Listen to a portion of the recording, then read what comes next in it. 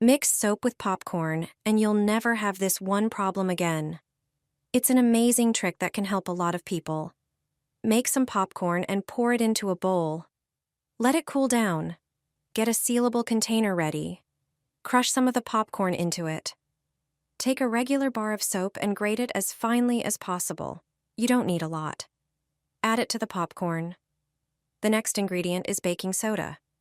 Add 2 tablespoons to the mix. Close the container and shake it well to combine all the ingredients. Your mixture is ready. This is an excellent poison for cockroaches and mice. The smell of the popcorn attracts them. While eating the popcorn, they also consume the soap and baking soda. They can't digest this mixture because of the soap and baking soda. Just take a small amount and place it wherever cockroaches or mice might show up. They especially like places like the cabinet near the trash, since that's where they're usually looking for food. Be sure to use this trick during the warmer months. That's when they show up the most.